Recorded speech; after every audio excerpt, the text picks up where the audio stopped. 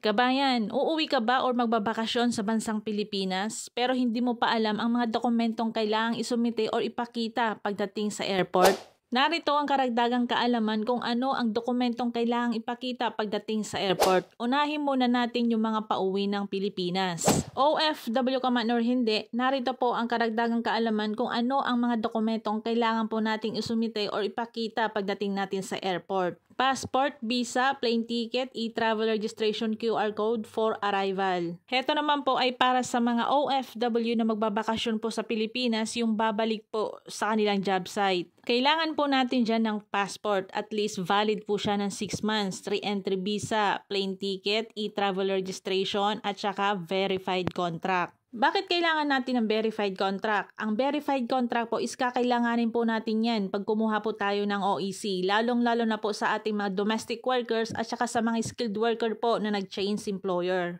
Kung halimbawa po, hindi nyo napaverify ang inyong kontrata dahilan kung bakit hindi kayo nakakuha ng OEC. First option, makisuyo sa pinagkakatiwalaang kaibigan na kasama sa trabaho sa ibang bansa. Magbigay lamang ng authorization letter at ibigay kung ano ang dokumentong hinahanap ng MWO para mapaverify po ang inyong kontrata. Kadalasan po kasi hindi na po tumatanggap ng verification of contract ang OWA para sa mga balik manggagawa. Kaya bago po magbakasyon, huwag pong kalilimutan na ipa-verify po ang inyong kontrata. Last option po, kung wala talaga kayong kaibigan na pakikisuyuan para mapaverify po ang inyong kontrata at para makakuha kayo ng OEC, meron pong POEA help desk po sa airport. Pero kailangan po agahan nyo kasi mahaba ang pila. Ipakita lamang po ang inyong kontrata para mabigyan po kayo ng OEC para makabalik po kayo sa inyong pinagtatrabahuan. Para po sa mga OFW sa Saudi Arabia at kailangan po nilang ipa-verify ang kanilang kontrata, visit nyo lamang po ang mworiyadh-ph.com para sa inyong appointment. Para naman po sa mga OFW sa bansang UAE, visit nyo lamang po ang Facebook page ng MWO Dubai para po sa inyong verification of contract. Tungkol naman po sa Overseas Employment Certificate o yung tinatawag po na OAC, valid lamang po ito ng 60 days at isang beses lamang po ito pwedeng gamitin.